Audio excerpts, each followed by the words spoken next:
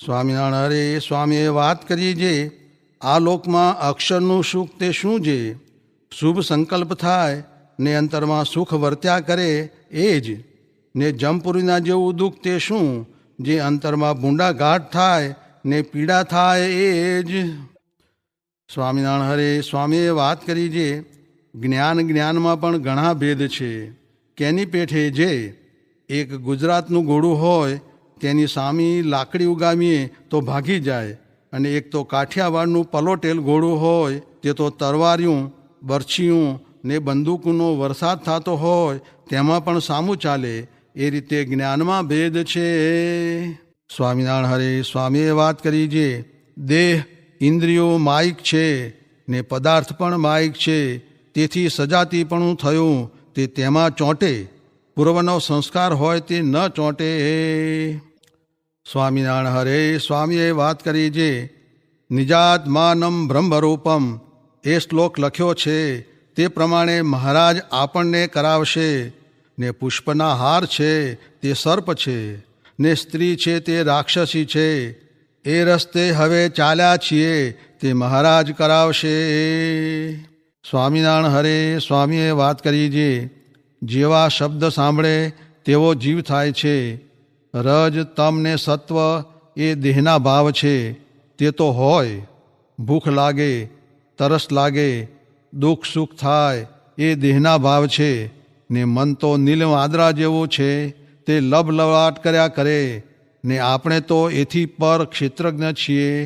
માટે એ દેહ ઇન્દ્રિયો અંતઃકરણના ભાવ આપણે વિશે માનવા નહીં. આપણે તો એથી જુદા છીએ, માટે એનાથી હારું નહીં યુદ્ધ કર્યા કરવું. સ્વામિનારાયણ હરે સ્વામીએ વાત કરી જે વિદ્યા ભણાવવી તે બુદ્ધિ આવવા વાસ્તે તથા સત્સંગમાં રહેવા વાસ્તે ને આવરદા કાપવા વાસ્તે છે. હરે સ્વામીએ વાત કરી જે જળ ભરતને વખાણ્યા કે અહો, જળ ભરતને તરવાર કાઢીને મારવા માંડ્યા પણ બીના નહીં, ને કહ્યું જે પાપ જાશે મારશે તો. ને અંબરીશને એથી વધુ વખાણ્યા. એવી જ્યારે આત્મનિષ્ઠા થાય ત્યારે જાણે ઠીક, ને આ તો વખત આવે ત્યારે સમજણ ચૂંથાઈ જાય છે તે ચૂંથાવા ન દેવી. ને પદાર્થ સારું ને પુસ્તક સારું કજિયા કરે છે પણ એ ઠીક નહીં. સ્વામિનારાયણ હરે સ્વામીએ વાત કરી જે વળી આત્મનિષ્ઠ થાવું તે કાંઈ જોઈએ જ નહીં, એ માર્ગમાં દુઃખ ન મળે તે ઉપર ગુજરાતના પાણાનું કહ્યું. માટે એ માર્ગ જ નિર્વિઘ્ન છે તે પાર પડે છે.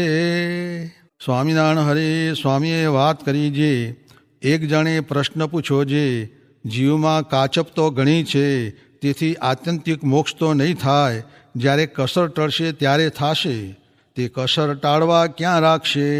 ને જો કોક લોકાંતરમાં ભગવાન મેલે તો અહીંનાથી ત્યાં વધુ વિષય ભોગ છે. ત્યાં રહીને કેમ નિર્બાધ રહેવાય, એ તો રહેવાય એવું જણાતું નથી. તે હમણાં આવા સાધુનો જોગ મળ્યો છે ત્યાં જ કસર મંદ શ્રદ્ધાથી નથી ટળતી, પણ દેહ મૂક્યા પછી આવા સાધુનો જોગ મળે તો કસર ટળે. માટે એવાનો જોગ મેળવશે કે નહીં, કેમ કરશે. પછી સ્વામીએ ઉત્તર કર્યો જે જ્યાં આવા સાધુ હશે ત્યાં જ રાખીને કસર ટાળશે. હમણાં જણાતું નથી પણ આ દેહ મૂકીને જીવ બહુ બળ્યો થશે. તેના ભગવાન ફળ પ્રદાતા છે, તે એવો જોગ મેળવી દેશે. આપણે કાંઈ કરવું રહ્યું નથી, આ ઓળખાણે થઈ રહ્યું. સ્વામિનારાયણ હરે સ્વામીએ વાત કરી જે છેલ્લા પ્રકરણના 30ના વચનામૃતમાં કહ્યું છે જે આ ક્ષણમાં ને આ પળમાં મરી જવાશે એમ અમારે નિરંતર અનુસંધાન રહે છે. એ વંચાવીને સ્વામી કહે જે એને શું કરવું છે. એ તો પોતાનું મીશ લઈને આપણને શીખવે છે, પણ કેટલાક તો જાણે છે જે ભાઈ એ તો વાત મહારાજની. પછી એક જણે કહ્યું જે મહારાજને શું કરવું છે, એટલું લઈએ તો લેવાય જે સર્વના અંતરમાં રહીને જોઉં છું. તે પણ સ્વામી કહે મોટા સાધુ પણ અંતરનું જાણે છે તો કેટલાકને કહી પણ દીધું છે, અને વળી કહે છે પણ વિશ્વાસ હોય તેને આ બધી વાતો મનાય. અને બીજા તો કહેશે માન વધારવા સારું કહે છે. સ્વામિનારાયણ હરિ વચનામૃત ગરડા પ્રથમ પ્રકરણનું 13મું. વડ પીપળની ડાળ બીજે રૂપિયાનું. સ્વામિનારાયણ હરિ સંવત 1876 માક્ષરવદી પડવાને દિવસ રાત્રિને સમયે શ્રીજી મહારાજ શ્રી ગઢડા મધ્યે દાદા ખાચરના દરબારમાં શ્રી વાસુદેવ નારાયણના મંદિરને સમીપે લીમડાના વૃક્ષની હેઠે ઓટા ઉપર ઢોલિયો ઢળાવીને વિરાજમાન હતા. અને રાતો સુરવાળ પહેર્યો હતો અને રાતી ડગલી પહેરી હતી અને માથે સોનેરી શેલું બાંધ્યું હતું અને કટીને વિશે સોનેરી શેલું બાંધ્યું હતું અને કંઠને વિશે મોતીની માળાઓ પહેરી હતી અને પાગને વિશે મોતીના તોરા લટકતા મૂક્યા હતા અને પોતાના મુખારવિની આગળ મુનિ તથા દેશ દેશના હરિભક્તની સભા ભરાઈને બેઠી હતી. પછી શ્રીજી મહારાજને નિત્યાનંદ સ્વામીએ પ્રશ્ન પૂછ્યો છે, દેહ પ્રત્યે જીવ એક છે કે અનેક છે? અને જો એક કહેશો તો વડ પીપળ આદિ જે વૃક્ષ છે તેની ડાળખીઓ કાપીને બીજે ઠેકાણે રોપે છે ત્યારે તેવું ને તેવું જ વૃક્ષ થાય છે. એ તે એક જીવ બે પ્રકારે થયો કે બીજે જીવે પ્રવેશ કર્યો? અને કહેશો જે એ તો એનો એ જીવ છે, તો જીવ તો અખંડ છે અને અચ્યુત છે, તે કપાણો કેમ? ત્યારે શ્રીજી મહારાજ બોલ્યા છે, લ્યો એનો ઉત્તર કરીએ જે. શ્રી કૃષ્ણ ભગવાન છે, તેની પુરુષ અને પ્રકૃતિ એ બે શક્તિઓ છે. તે જગતની ઉત્પત્તિ, સ્થિતિ અને પ્રલય તેનું કારણ છે. તે પુરુષ પ્રકૃતિરૂપ જે પોતાની બે શક્તિઓ તેનું ગ્રહણ કરીને પોતે વિરાટ રૂપને ધારતા આવા. અને તે વિરાટ રૂપ જે એ ભગવાન તે પ્રથમ બ્રાહ્મકલ્પને વિશે તો પોતાના અંગ થકી બ્રહ્માદિક સ્તંભ પર્યંત સમગ્ર જીવને સૂઝતા આવા. અને પાદ્મકલ્પને વિશે તો એ ભગવાન બ્રહ્મારૂપે કરીને મરીચ્યાદિકને સૃજતા હવા. અને કશ્યપ અને દક્ષ રૂપે કરીને દૈવ, દૈત્ય, મનુષ્ય અને પશુ પક્ષી આદિ સમગ્ર સ્થાવર જંગમ જે જીવ તેને સૂઝતા હવા. એવા જે શ્રી કૃષ્ણ ભગવાન તે પુરુષ પ્રકૃતિરૂપ જે પોતાની શક્તિ તેણે સહિત થકા જીવ પ્રત્યે અંતર્યામી રૂપે રહ્યા છે. અને જે જીવે જેવા કર્મ કર્યા છે તે જીવને તેવા દેહને પમાડે છે.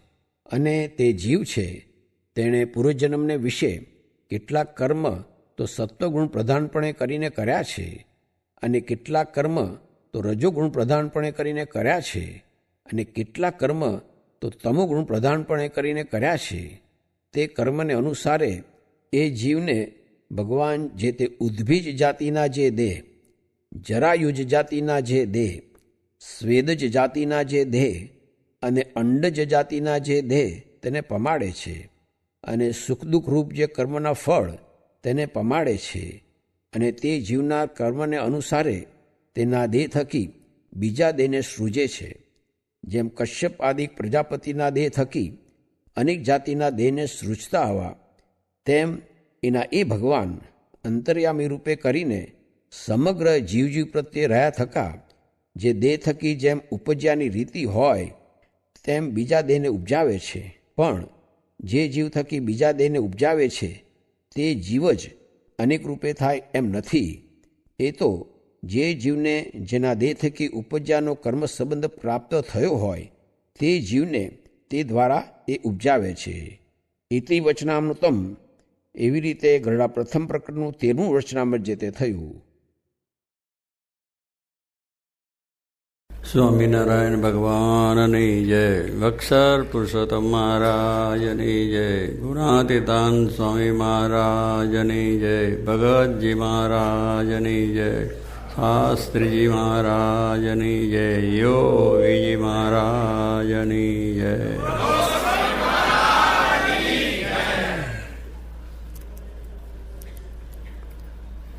બ્રહ્માન સ્વામીનું કીર્તન આપણે સાંભળ્યું કે સંત સમાગમ કીજીએ અહો નિશ.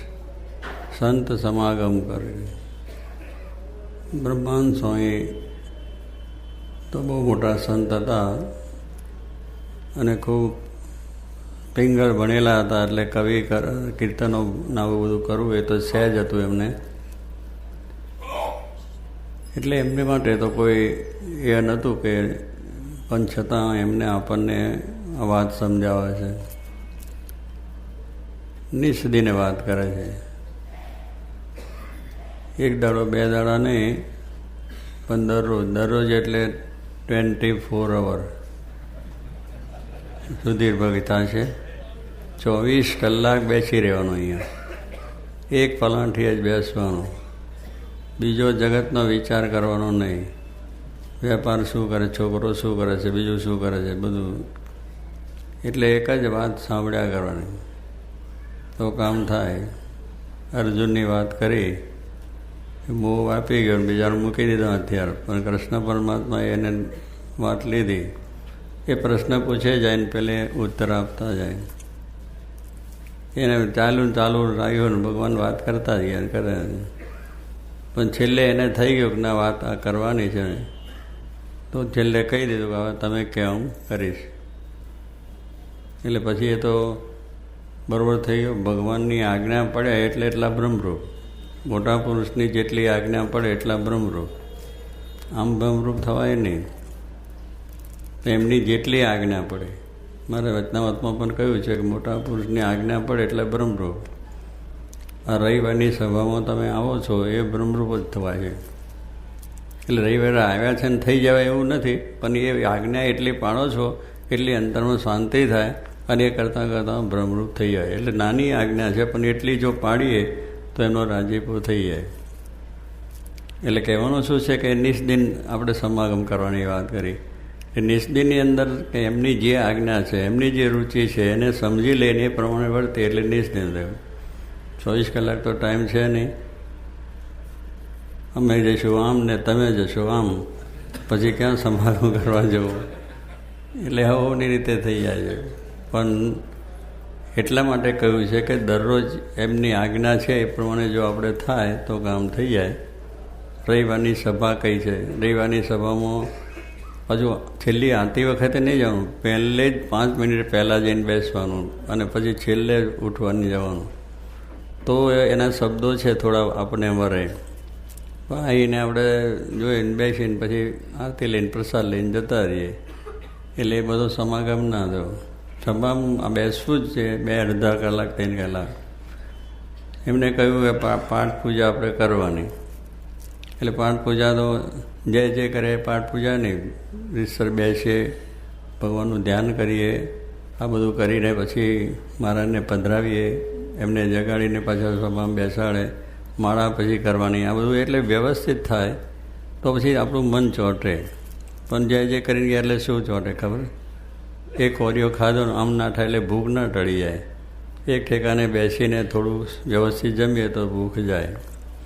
એમ ભક્તિનું કામ પણ એવું છે કે રસ્તા હાલતા ફાલતા થઈ એ નથી થતું, તો એકાગ્ર થવાય. એકાગ્ર થાય એટલું આપણું કામ થાય. પછી 5 મિનિટ 10 મિનિટ 15 મિનિટ થયું તો એટલી આજ્ઞા પડી જાય છે, એટલે એટલું મન આપણું સ્થિર થઈ ગયું. એમ કરતાં અહોનિશ કહ્યું 24 કલાક. તો 24 કલાક એ રીતે કરીએ તો આપણું કામ થઈ જાય. 24 કલાક થયું એટલે આજ્ઞા પ્રમાણે જ કરો એટલે 24 કલાક થયું. કપડાં છે એને દરરોજ ધોવા પડે છે, બરાબર? તો ઉજળું રહે, સારું રહે, ને ગંધાતું જાય. ઘરની અંદર છે સાફસૂફ દરરોજ કરવી પડે છે. કંટાળો નથી આવતો, કારણ કે સાફસૂફ રહે બેસવાનું મન થઈ જાય. એને સાફસૂફ રાખવું જ પડે. દરેક વસ્તુ, વાસણ છે એને પણ સાફસૂફ કરીએ તો ઉજળું સારું લાગે. એટલે આ બધી વસ્તુ સ્થૂળ વસ્તુ છે એને પણ સાફસૂફી રાખવી પડે તો સારું આપણે લાગે. મોટર હોય એને પણ દરરોજ સાફસૂફી કરવી પડે, નકર બેસવાનું મન ના થાય. એટલે દરેક વસ્તુ છે એની માટે દરરોજ કરવું. અભ્યાસ છે એ દરરોજ કરે તો એને વિદ્યા વરે. પણ અભ્યાસ કરીને સ્કૂલમાં જઈને આવીને પાછું દફતર મૂકીને ફરતા ફરે, એટલે દફતર થયું એને પેલું સ્કૂલનું રહી ગયું ને બધું ફરતા ફરે. પછી દરરોજનો અભ્યાસ, દરરોજનો જે આપણે લેસન છે મળે કરીને વાંચીએ કરીએ. એટલે એ બધું શું એવરી ડે એટલે 24 કલાક થાય. કરીએ છે કલાક 6 કલાક સ્કૂલમાં કરે છે, પછી ઘરે વાંચે છે. પણ એટલું કરે ને તો એ પણ નિષ્દિન જ થઈ જાય. એટલે ક્રમ પ્રમાણે જે આજ્ઞા છે પ્રમાણે થાય તો નિષ્દિન થઈ ગયું. 24 કલાક તો આપણે પછી ઊંઘવું, ખાવું, ને નોકરી જવું, વેપાર કરવું, ને કે ભાઈ ભૂખે મરીએ. એટલે બધું જ કરો. એનું ના નથી, પણ આજ્ઞા જે થઈ છે કે આ કરવું, કે ઘર સભા કરવાની થઈ, થાય છે? નથી થતી, કારણ કે આપણને એ ટાઈમ નથી. અને તમારે હોય તો ઘરનો નથી ટાઈમ. પણ બધાને સ્વામી કે બેસીને જો વાત કરીએ તો પ્રેમ વધે, એકબીજાને તે હેત વધે, અને આવું આપણું એક જ્ઞાન પણ થાય. એટલે એમને કહેવાનું શું છે કે વ્યવહાર તો છે જ, પણ વ્યવહારમાં આ કરી લઈએ થોડું. વ્યવહાર કરતાં કરતાં આટલી વાત જો કરીને તો એમાંથી આપણને ભ્રમરૂપ થવાય. કરેલી આજ્ઞા પડી, સ્વામીની આજ્ઞા છે કે આટલું કરો, ભલે પછી બીજી કંઈ વાત ના તમે વાંચી જાઓ, ભજન બોલો, ધૂન કરો, પ્રાર્થના કરો ઘર સભાની અંદર. પણ એમ કરતાં કરતાં બધાને થશે ને તમને પણ થોડું થોડું જ્ઞાન વધતું જશે અને શાંતિ થશે. એટલે આ નિષ્દિનની વસ્તુ છે કે 24 કલાક સ્વામી ટાઈમ તો નથી, અમે જાણીએ ટાઈમ તો નથી. કારણ કે પછી તમે પછી કંઈ કરો તો ઘરનો વ્યવહાર કેમ ચાલે, સંસાર કેમ ચાલે, પાછું કામકાજ હોય, ધંધો હોય કેમ ચાલે, એ બધું જ કરો, એમાં વાંધો નથી. પણ જે એમની આજ્ઞા છે એટલું આપણે સવારે પાઠ પૂજા થાય છે, સવારે ઉઠીએ ને તરત શું કહેવાનું? ભગવાનનું સ્મરણ. પથારીમાંથી ઉઠીએ ત્યારે રેડિયો ઓન નહીં કરવાનો, ટીવી ઓન નહીં કરવાની. સવારમાં ઉઠીને શું સમાચાર છે, સમાચાર તો પછી જ મળશે જ. અત્યારે પહેલાં ભગવાનને યાદ કરો. ઊંઘમાંથી ઉઠાડ્યા ને કંઈ નોઈનથી આમ ઓફ થઈ ગયો હતો, કેટલાક જતા રહ્યા, ઊંઘમાં જતા રહ્યા. સવારે રાત્રે બેઠા હોય વાતચીત કરીને, સવારે સમાચાર આવે કે ભાઈ ગયા, કેમ કે રાત્રે એટેક આવી ગયો. તો ભગવાનની કૃપા છે એટલે આપણે જીવી શકીએ છીએ. ઊંઘમાંથી આપણે જવું હોય તો જઈ શકાય નહીં. ઊંઘમાં જવું ને કેટલા પાહા ફેરવા પડે છે, દવાઓ લેવી પડે છે, અને જ્યાં બહુ જ સમૃદ્ધિ છે એને વધારે લેવી પડે. પેલો તો બિચારો દરરોજ મહેનત કરે, મજૂરી કરે, એટલે હુએ આ પેલા આવા પાથર ઉપર હુએ, જમીન પર હુએ તો ઊંઘ આવી જાય. મજૂરી કરે, મહેનત કરે છે એટલે એને ઊંઘ આવતા વાર ના લાગે. આપણે તો પગ ભોંય ઉપર મૂકવા નહીં, નીકળીએ તો મોટરમાં, ત્યાં જઈએ તો ખુરશી ઉપર, જઈએ તો ખુરશી ઉપર, ચાલવાનું જ નહીં. જે કસરત કરવાની હતી એ કસરત થતી નથી, એટલે શરીર પછી એવું થાય ને. એટલે એ રીતે આપણે મહેનત કરવાની મટી ગઈ એટલે શરીર થઈ.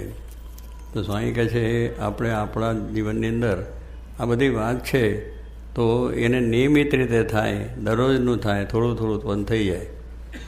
તો આમ પ્રમાણે આપણા જીવનમાં આ જે વાત કરી છે નિષ્દિનની, એટલે નિષ્દિન એટલે જેટલી આજ્ઞા છે એટલું કરીએ એટલે આપણું કામ થઈ જાય છે. અને એ પ્રમાણે કરીએ તો આમ થાય. પણ વ્યવહારમાં ખૂંચી જાય તો માણસ ઊંચો જ ના આવે. ભાઈ ખૂંચી જવાનું નથી, બહાર નીકળવાનું છે. એમાંથી બહાર નીકળવું છે તો આ વાત છે તો એ ક્યારે નીકળ્યા છે? આ સમાગમ કરીએ તો ભલે દરરોજનો અડધો કલાક કરો. સમાગમ ના હોય તો વચનામત વાંચો, તો વચનામત વાંચો તો સ્વામી આપણે કહીએ ને કેટલા કે સંતો ક્યાં છે અમારી પાસે? સંતો હોય તો સમાગમ થાય ને, એમ પાછું થઈ જાય. પણ સંતો દરરોજ છે આપણી પાસે. વચનામતની આજ્ઞા કરી, વચનામત વાંચો તો મહારાજનો સમાગમ થયો કે ના થયો? ગુરુનાથ સ્વામીની વાતો સાંભળો તો એ પણ આપણો સમાગમ સ્વામીનો દરરોજ થયો. જોગી બાપાના આ બધા પ્રસંગો સાંભળ્યા, સમાગમ થયો કે ના? વિવેક સાગરમના બધા કહે એમ દરેકનો જે તમે એ છે એને વાંચન કરો એટલે એનો એના મહિમાની વાતો કરો, એને અંગેના પ્રસંગો કહો તો એ કથા વાર્તા એ થઈ ગઈ ને. દરરોજનો સમાગમ થાય, પણ ટાઈમ લેવો જોઈએ. પહેલાં અડધો કલાક તો અડધો કલાક એટલો જ થાય વાંચ. એટલે થોડું કરીએ તો પણ થોડું થોડું કરતાં થાય. શું ધીરે ધીરે કરીએ તો થઈ જાય. એક સમય કંઈક કાંકરે કાંકરે પાર બંધાય. એક કાંકરો મૂકો, બીજો મૂકો, ત્રીજો આ તો ક્યારે પાર આવે? પણ એ મૂકો તો એના કરતાં મોટી પાર થઈ જાય. રામચંદ્ર ભગવાન લંકા જતાં બધા હનુમાનને બીજા ત્રીજા પથરા મૂકતા ગયા. એક એક પથ્થર મૂકતા છે 400 માઇલ સુધીનો પુલ થઈ ગયો. કો ના થયો? એક જ મૂક્યો છે, એમને ક્યાં બધા કરે? પણ કહેવાનું શું છે કે એટલું કર્યું છે તો એમાં મહાન કામ થઈ ગયું. એમ સ્વામી કે દરરોજનો અડધો અડધો કલાક તમે બેસો તો પણ બધું કેટલું કામ થાય. અડધો કલાક તો બીજે દિવસે કલાક, ત્રીજે દિવસે દોઢ, પછી તાલે પછી 60 વર્ષ સુધીનું કેટલું થઈ જાય? ઘણું મોટું થઈ જાય. પણ એ નિયમિત થવું જોઈએ. પછી આ થયું ને કાલે મૂકી દીધું ને વળી પણ દાડે થાય ને મહાવીરું ને એવું નહીં. તૂટક ના થવું જોઈએ. એક લાઈન સંધાઈ એટલે લાઈનની અનુસંધાન હંમેશા થાય. ટાઈમ થયો એટલે પૂજામાં બેસી જવાનું, ટાઈમ થયો એટલે જેમ ટાઈમ થાય ને ભોજનમાં બેસી જઈએ છીએ એમ સ્વામી કે આનું પણ આપણે દરરોજ રાખવાનું છે કે ટાઈમ થાય એટલે પૂજા પાઠ, કથા વાર્તા, કીર્તન, મંદિરે જવું, રવિવારની સભામાં જવું, આ બધી વસ્તુ છે નાની લાગે છે આપણને, પણ એ સ્વામીની આજ્ઞા છે તો થાય. અને એમને ગમે એટલું કરીએ તો આપણને શાંતિ થાય. મહારાજને જે ગમે છે એ કરો તો શાંતિ થાય, ના ગમે એવું કરો તો પછી શું થાય? એ આજ્ઞા કરે ને આપણે ના કરીએ. હવે સ્વામી તો આજ્ઞા કરે પણ આપણા વ્યવહાર તો સમજવો જોઈએ ને એમને. સ્વામી તો છે એ તો બેન થઈ ગયા સંત એટલે માળા ફેરવે, પણ આપણે તો ક્યાં છે? એટલે એવો આપણો વિચાર આવે કે આપણે ટાઈમ નથી. ટાઈમ બધો ઘણો છે ફરવામાં ફરવામાં, ભાઈબંધ દોસ્તારની અંદર, બીજી ઘણી જાતની પાર્ટીઓમાં બીજામાં જવામાં ક્યાં ઓછો ટાઈમ મળે છે? અને કલાકો સુધી બેસી રહીએ છીએ. મળે છે ટાઈમ બધો ઘણો છે, પણ એ બધો ટાઈમની અંદર પણ તમે વ્યવહારનું કામ કરો તો પણ તમને દરરોજનો કલાક, 1.5 કલાક, 2 કલાક ટાઈમ મળે જ આપણને. હુવો, ખાઓ, પીવો, મિત્ર દોસ્તારને કરો, નોકરી કરો, ભણો કરો, અભ્યાસ કરો, આ બધું કરતાં તમે જો મેળવો તો બધું આપણને થઈ જાય. 6 કલાક ઊંઘવાનું કહ્યું છે, 8 કલાક નોકરી કરવાનો, ધંધો કરવાનું કહ્યું છે, પછી ખાવા પીવામાં 8 ને 6 14 ને 14 ને બીજા 2 3 4 કલાક જાય તો 20 ગણીએ તો 4 કલાક વધે એવું છે. થાય કે નહીં? કોઈને વધારે કામ હોય તો 22 કલાક તો થાય, પણ 2 કલાક વધે છે. પણ એનો ક્રમ ગોઠવાય નહીં ને એટલે કે નો ટાઈમ એમ થઈ જાય. હું બહુ બીજી છે, કશું બીજી નથી. ઓફિસમાં બેઠા હોય તો કંઈ કામ ના હોય, પણ હું બીજી છે, હું બહુ મારે કામ છે. એટલે આપણે શું આની મહત્તા સમજ્યા નથી. જે વસ્તુ આપણે જરૂરનું છે, અગત્યની વસ્તુ છે, એ મહત્તા સમજ્યા નથી. એટલે બધા બાણા કાઢીને પેલું થઈ શકતું નથી. પણ જો બરાબર સમજો મહિમા હોય, પૈસા કમાવાનો મહિમા સમજ્યા છે તો ગમે એ વાત આપણને મુશ્કેલીઓ બીજું ત્રીજું આવે પણ રાત દિવસ એની મહેનત કરીએ છીએ અને મહેનત કરતાં કરતાં થઈ જવાય છે. એટલે કહેવાનું શું છે કે એનો મહિમા સમજ્યા છે તો એને માટે મહેનત થાય છે, ટાઈમ મળે છે, સમય મળે છે, બધું મળી જાય છે. તો એક દેહના સુખ માટે જો આટલું આપણે ટાઈમ સાચવી શકતા હોય, મહેનત કરી શકતા હોય તો આત્માના કલ્યાણ માટે એ મહિમા સમજાયો તો હવે આ વાતો સાંભળી આમાં શું આત્મકલ્યાણ થયું? આમાં કંઈ થયું નહીં. પેલું ભોજન હોય તો તરત ભૂખ જાય છે, આ તો સાંભળ્યા કરીએ તો કંઈ થતું તો છે જ નહીં એવું લાગે છે કે નહીં? એટલે એનો મહિમા નથી. મૂળ વસ્તુ શું છે કે જે વસ્તુની અગત્યતા થાય એની એને એ મહત્તા નથી. એટલે પછી એનું બરાબર થઈ શકે નહીં, આનંદ ના આવી શકે. એટલે આપણે કથામાં ગયા પણ આનંદ ના આવ્યો. પણ કથામાં આવ્યા પણ એક ચીજ થયા, વાત સાંભળી. 16 સાધનની વાત કરી વિવેક સાગર સ્વામીએ. કેટલી સરસ વાત છે. આ ગીતાની વાત કરીને એ ભગવાને એને 18 અધ્યાય સમજાયા છે. પણ 18 અધ્યાયની અંદર એવું સુંદર એને જ્ઞાન આપ્યું છે, જ્ઞાનયોગને, ભક્તિયોગને, બીજું ત્રીજું જો સાંભળ્યા કરો. એક વખત નહીં પણ તમે 18 વખત, તમે 100 વખત ગીતાને વાંચ કરો તો જ્ઞાન સિદ્ધ થાય. વચનામત કંઈ એક વાંચવાનું સિદ્ધ થતું નથી, એને વાંચ્યા જ કરો. દરરોજ ખાવાનું જો છે આ એક ખોરાક છે આત્માનો, એ કથા અને વાર્તા અને સત્સંગને બીજું ત્રીજું દર્શન થયા તો એની ભૂખ જાય. આત્માનું ખોરાક તો એ જ છે, કથા વાર્તા, કીર્તન, ભજન, બીજું ત્રીજું. જેમ દેહનો ખોરાક છે, ખાઈએ તો જ આપણને બળ મળે અને આપણે ચાલી શકીએ. એટલે કહેવાનું એમ આ ખોરાક જ છે એક જાતનો આત્માનો ખોરાક. એ આપણને ખબર નથી કે આત્માનો ખોરાકની ક્યાં જરૂર છે. આપણે ખાઈએ એટલે ચાલીએ છીએ, પણ ખાઈએ એથી નથી ચાલતા. અંદર આત્મા બેઠા છે, પરમાત્મા, એ આપણે બળ આપે છે અને ચલાય છે. ને ખોરાક એ કોણ પચાવે છે? ખાઈએ તો ખરા પણ પચાવનાર કોણ છે? અંદર પાછવું જોઈએ ને. તમે ખાવ તો બધું ઘણું છે પણ પછી એ બધું હરખું થઈ જવું છે. કેવું બધું તંત્ર ગોઠવ્યું છે કે જે તમે ખાઓ છો એ તમને પચી જાય અને એમાં તમને જેટલી જરૂર છે એટલું અંદર રાખે, ઉપયોગી હોય એટલું, લોહી બીજું તે થાય અને બાકીનો કચરો કાઢી નાખે. ઝાડા પેશા માટે જાય એ કચરો જ છે. લો ભાઈ, એ નીકળવાનું સાધન ભગવાને કરીને અંદર આપ્યું. કોને આપ્યું? આપણે કોઈ કર્યું છે? એને કોઈ અત્યારે બધા સાયન્ટિસ્ટ થયા છે, મશીનો કરી છે. કુદરતી મહારાજે આપણને જન્મ આપ્યો, એમાં બધું આપણને સરસ વ્યવસ્થિત આવી છે તમને કે તમે જે ખાઓ છો, પીઓ છો, બધાની વ્યવસ્થા ભગવાને કરી છે. અને એ બધું કર્યું. આપણે મકાન કરીએ ત્યારે બધી વ્યવસ્થા નથી કરતા કે એમાં બધું જાજરું જોઈએ, બાથરૂમ જોઈએ, રસોડું જોઈએ, ખાવાનું પીવું જોઈએ, બાથરૂમ જોઈએ, સિટિંગ રૂમ જોઈએ, બીજી રૂમ જોઈએ, બધું કેટલું કર્યું છે. તો એવી રીતે ભગવાને આપણે અંદર સગવડ આપી છે કે સેજે નાક માટે કેટલું નીકળી જાય, મોઢા માટે લાઇટ કેટલી નીકળી જાય. આ બધો કચરો છે એનો દ્વાર રાખ્યો છે અને એનાથી શરીરને સ્વચ્છતા રહે, પવિત્રતા રહે, આ બધું રહે છે. અને ભજન કરવા માટે છે તે તો ભગવાન અંદર બેઠા છે, એ પ્રેર કરે છે. હાથ આમ ના થઈ શકે, થાય છે આમ થઈ ગયું તો થતું જ નથી. થતું ભગવાન કેટલી દયા કરે છે, આમ હરે ફરે બધું થાય, પણ ક્યાં અંદર ચાલે છે, મશીન અંદર તો ચાલે ક્યાં ને ઇલેક્ટ્રિક લાઇટનું અહીંયા આપણે આવે, આનું ઇલેક્ટ્રિક લાઇટનું મશીન તો ક્યાંય છે, પણ ચાલે છે ત્યાં પ્રકાશ અહીં થાય છે. એમ અંદર બધું તંત્ર બેઠા ભગવાન ચલાવે છે ને આ કામ આપણે કરી શકીએ એ નથી મનાતું. મારી બુદ્ધિથી કરું છું, મારી આવડતથી કરું છું, અભિમાન છે. અભિમાન મૂકે તો જ પછી ભગવાન વરે. જ્યાં સુધી હું કરું છું ત્યાં સુધી આ બધું મિથ્યા. હું કરું છું એવી જે ભાવના છે, હું કશું જ કરી શકતો નથી, ભગવાન જ કરે છે. અને ભગવાનની દયાથી જ આ તંત્ર ચાલે છે, મારું વ્યવહારને સંસારને ધંધોને બધું એ ચલાવે છે, તો આપણને શાંતિ થાય. અને પેલા એમાંથી ઊંચા ને કે મને આમાં તો છે ને ટાઈમ જ મળે નહીં ભગવાન ભજવાનો વાત કરવાનો. પણ એ જો સમજાય તો પછી આપણે વાંધો ના હોય અને એ પ્રમાણે આપણે થાય. એટલે આત્માનું જ્ઞાન થાય તો એને લઈને આપણે શાંતિને સુખ થાય છે. એટલે આ વાતને આપણે સમજાય, જ્યારે એનું મહત્તા સમજાય ત્યારે આ વસ્તુ થાય છે.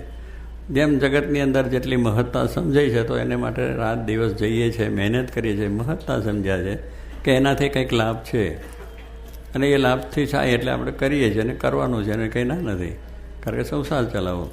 પણ એનો જેટલો મહત્તા સમજીને મહેનતને એટલી જ મહત્તા આની શું કે જેવો દેહને વિશે ભાવ છે એવો આત્માનો ભાવ પણ હોવો જોઈએ. દેહને વિશે જે ભાવ થયો કે હું આ છું ને તે છું, નથી છતાં મનાઈ ગયું. દેહ આપણું નથી, આપણું ઘર નથી, કુટુંબ નથી, પરિવાર નથી, કોઈ નાતને જાત કુટુંબ પરિવાર કશું છે જ નહીં. છે આંખ મીચ્યા પછી આ બધું છે કશું, આંખ મીચ્યા એટલે બધું પતી જાય. નથી છતાં એ મનાઈ ગયું છે, એને સાચવીએ છીએ, એનું ધ્યાન રાખીએ છીએ, એની વ્યવસ્થા કરીએ છીએ, એને માટે આયોજન કરીએ છીએ, કેટલું બધું કરીએ છીએ. નથી રહેવાનું, નથી છે છતાં સાચું માનીને કરીએ છીએ, એ મોહ છે આપણો. એટલે શરીર આપણું છે જ નહીં.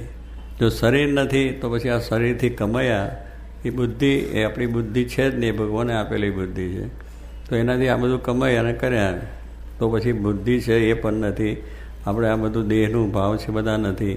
અને ભગવાન છે મેં અંદર બેઠા બેઠા તંત્ર ચલાવે એ જ છે. તો પછી એને વિશે જો આપણે એમ પ્રયત્ન કરીએ, એનું જ્ઞાન દ્રઢ થાય, એને વિશેનો વિચાર દ્રઢ થાય તો શાંતિ છે, સુખ છે. બધું પ્રસંગો બને છે તો પણ સુખ હું નથી કરતો, મેં કર્યું જ નથી એટલે હું, સ્વામી કહે છે. પણ હું કરું છું એટલે ભાર બધો આવી જાય. એટલે મારે મેં મહેનત કરી, ખૂબ પ્રયત્ન કર્યો, કેમ ના થયું? ઘણા આવે છે કાગળો કે સ્વામી ભજન કરીએ, કથા વાર્તા કરીએ, કીર્તન કરીએ, ફલાણું કરીએ છીએ, આમ છે ને તેમ છે ને, કેમ અમારું દુઃખ નથી જતું? ભાઈ પણ તારું પૂર્વનું હોય છે, ભોગવાનું હોય છે, અને બીજી રીતે ભગવાનને ચોખ્ખા કરવા છે એટલે દુઃખ મૂકે કે ના હોય? રોગ આવે છે ડૉક્ટર પાસે જવું જ પડે ને, એ ચોખ્ખા કરે આપણને.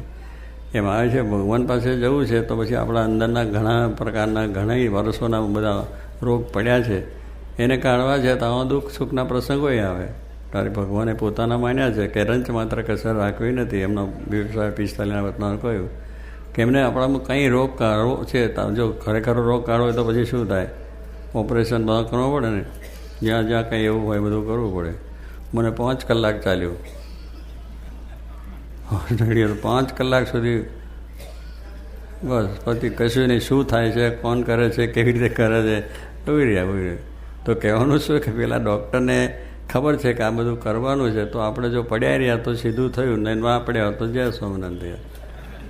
એટલે એવી રીતે આપણે ભગવાન જે કરે છે સારવા માટે કે આપણું દુઃખ ટાળવા માટે, આપણું જન્મનો રોગ કાઢવા માટે અને અલગ ચોરે છે એ બધું ટાળવા માટે જ કરે છે. પણ તે ઘડે ભગવાનની ભાવના ટળી જાય કે ભગવાન કંઈ મારું કર્યું નહીં, મારે ભજવા જ નથી. નહીં ભજે દુઃખ તને આવશે, ભગવાનને કંઈ ખોટ છે? એને ખોટ નથી, આપણને ખોટ છે. પણ આવા સુખ દુઃખ આવે તેમાં જો સ્થિરમતી જાળવીશ મારા જનને અતિશય જતન કરી. સુખ ને દુઃખ બે ભેળું રહેલું જ છે. પૈસા આવે પણ દુઃખ પાછું છે કે ચોર આવશે લઈ જશે, અગાવલા લઈ જશે, કોઈક બીજું કરી લે છે. ઇન્કમ ટેક્સવાળાને વેગ બહુ રહે છે. એ મારા ક્યાંથી કેવી રીતે આવે છે ખબર નહીં. હવાના પોરમાં આવીને બેસી જાય, ઊંઘતા હોય ત્યાં ઝડપે બધા. અને પાછું આપણી જેટલી ઓફિસ હોય બધી ઉપર માણસ આવે, એને ખબર કેવી રીતે પડી, કોને પાડી, કઈ થઈ, અને આવી જાય તરત. લો થાય છે કે નહીં? અચાનક હુમલો એવા ત્યાં અચાનક હુમલો આવે શું થાય છે? તો કહેવાનું છે કે આ બધું થાય છે, સુખ દુઃખ બધું આવવાનું છે. શરીર છે, શરીરનો ગુણાશ્રય કે રોગનું ઘર આ શરીર છે. શું છે? રોગનું ઘર કહ્યું સ્વામી. આ ઘર છે એમાં હવે ઘર જ કહે. રોગને પોતાનું ઘર બનાવ્યું છે, રોગ અંદર બેઠો છે. હવે એને એની અંદરથી કાઢવું, અત્યારે કોઈ ભાડું અત્રે છે ને તોય કાઢવો કઠણ પડે છે કે નહીં? ભાડું હાથ થઈ હોય તોય કાઢવામાં કેટલા કાવા દાવા કરીએ તોય નહીં કરે નહીં. પણ એવી રીતે આપણાની અંદર આ બધા રોગ છે, અહમ ને મમત્વ, માન ને ઈર્ષા ને ક્રોધ ને માન, એ બધું છે. તો એ બધા આપણે કાઢવા છે. તો આપણે એને માટે જો એ આજ્ઞા પ્રમાણે વર્તાય તો આપણું કામ થઈ જાય. મને એ વિચારમાં કાંઈ છે, હવે કાંઈ નહીં, આવું કંઈ થતું હોય છે. અરે થાય છે ભલા, કેટલાય ભગવાનના ભક્તો થઈ ગયા અને કેટલી રીતે આગળ વધી ગયા. એટલે આપણને એની ઉપેક્ષા થઈ જાય છે કે આવું કંઈ બને નહીં, આવું કંઈ થાય નહીં. પણ થાય છે. ચંદ્ર ઉપર માણસ કોઈ દિવસે જાય પણ ગયો કે ના ગયો? ત્યાં દીઠો સુધી ત્યાં દીઠો કામ ચંદ્ર ઉપર ગયો તો પણ તું બોલે છે કે નહીં ચંદ્ર ઉપર માણસ ગયો? ત્યાંથી શું લાવ્યો? જોગીમાં કે ઢેફું લાવ્યો હતો. એટલે જોગીમાં તો હિસાબ જ નહીં એનો કે ચંદ્ર ઉપર ગયો હોય નહીં ને ઢેફું લઈને આવ્યો એવું. પણ કહેવાનું શું છે કે મોટા પુરુષને દ્રષ્ટિ રાખવું નહીં, અનંત બ્રહ્માંડ ઢેફમાં છે. એટલે એની દ્રષ્ટિમાં આપણે ગમે એટલું આ બધું દુનિયાનું ઓહો થઈ જાય, એની દ્રષ્ટિએ ઓહો ને ભગવાનને સંત, ભગવાનને ધારો, ભગવાનની આજ્ઞા, એ એની મહત્તા છે. તો કહેવાનું છે ચંદ્ર ઉપર ગયા છે માણસને, આપણે દીઠા નથી તો એ માણસ સાથે કે જેને પ્રયોગ કર્યો છે એ માણસ જાણે છે બધું, કે આમ બધું તંત્ર ગોઠવ્યું, કર્યું, અંદર ઉપડતા ગયું, ત્યાં માણસ ઉતર્યો, બધો ફર્યો કર્યો અને ત્યાંથી ડેપોઈને આવ્યો. એટલે કોને પહેલાં પ્રોફિટ, જેને એ સાયન્ટિસ્ટ માણસ છે એને બધું જોયું, નજરો નજર, અને એ થયું એ બધું જોયું, જયું આવ્યું એ પણ જોયું બધું. અને એને આપણે જાહેરાત કરી એટલે આપણે રેડિયોમાં આવ્યા, પરમાં આવ્યા, દીકને માન્યા કે નામ બસ માણસ જઈને આવ્યો. માણસને જોયો નથી, ત્યાં ક્યાં ફર્યો હર્યો જોયો નથી, એને કંઈ લાવ્યો છે જોયું નથી. છતાં મને ગયું કેમ? પહેલાં વિશ્વાસ છે, જેને પ્રયોગોને વિશ્વાસ છે. એમ શાસ્ત્રો છે, ભગવાન છે, મોટા પુરુષ છે, એ બધાએ જોઈને જ આપણને આજ્ઞાઓ થાય છે કે તમે આ કરશો તો જ તમારું કામ સિદ્ધ થશે, એ પ્રમાણે વર્તશો તો જ કામ થશે. પણ આપણે કંઈ મોટા પુરુષ બોલતા, એમને કંઈ ખબર પડે છે અમે વ્યવહારનો કેમ ચાલે છે? એને બધી ખબર તમારો વ્યવહાર કેમ છે, બધું છે તે છે, પણ આપણને એની ઉપેક્ષા છે. હવે પહેલાંના વચનમાં વિશ્વાસ. એમ શાસ્ત્રો છે એ સાચા છે, શાસ્ત્રોમાં લખેલી વાત પણ સાચી છે અને એને લખનારને બોલનાર પણ સાચા છે. એવી દ્રઢતા આપણે થાય તો એના પ્રમાણે વર્તાય આપણને, તો એનું સુખ આવે, એનો આનંદ આવે છે. પણ કહેવાનું છે કે આવી રીતે છે, પણ શાસ્ત્રોમાં વિશ્વાસ નહીં, ધર્મમાં વિશ્વાસ નહીં, કથા વાર્તા કરવામાં વિશ્વાસ નહીં, કે કંઈ નહીં બને નહીં, શક્ય જ નથી એમ થઈ. આ તો પેલું બધું તમે કર્યું એને જોયો નથી છતાં માન્યું કેવી રીતે? એમ આપણા ઋષિમુનિઓ છે, આપણા મહાન સંતો ભક્તો થઈ ગયા, બધા તીક્ષ્ણ જ્ઞાની હતા, બધાએ આત્મસાત કરીને વાત કરી છે. ભગવાન છે અને ભગવાનની આદેશો છે એ બધા એમને આત્મસાત કર્યા છે સાધના કરીને. એટલે એ લોકો જોઈને બોલે છે, આપણે જોયું નથી એટલે આપણે ખોટું લાગે છે. પણ છે સાચું, જો એટલું માનીને આપણે કરશું તો આપણને પણ દેખાશે. એ પણ મહારાજ એટલા માટે આ પૃથ્વી પર આવ્યા છે, આપણને બધાને સાક્ષાત અક્ષરધામમાં લઈ જવા માટે. એ અક્ષરધામ છે એને માટે સાથે ગુના છે, એટલે બતાવે કે આ ગુના તે અક્ષરધામ છે. બસ જે ધામમાં જવું છે એટલે આને રાજી કરો, આને પ્રસન્નતા કરો અને મારા સ્વરૂપનું દર્દ જ્ઞાન કરો તો તમારે અક્ષરધામમાં જવા છે. એટલે એ સાધના કરવી પડે ને એનું નિરંતર અનુસંધાન, નિષ્દિન સમાગમની વાત કરી તો આપણે કામ સિદ્ધ થઈ જાય અને સુખિયા થઈ જવાય. એટલે ભગવાનની દયાથી આપણે જોગ મળ્યો છે અને આપણે થોડાકમાં કામ થઈ જાય છે. અને પણ શ્રદ્ધાને વિશ્વાસ પૂર્ણ જોઈએ કે કહે છે એ પ્રમાણે કરીએ એટલે થઈ જ જાય. હવે તો બોલતા ભલા ને આપણે સુનતા ભલા તો કંઈ થાય નહીં. એટલે માર્ગે ચાલ્યા છે અને સાચો માર્ગ આપણે હાથમાં આવ્યો છે.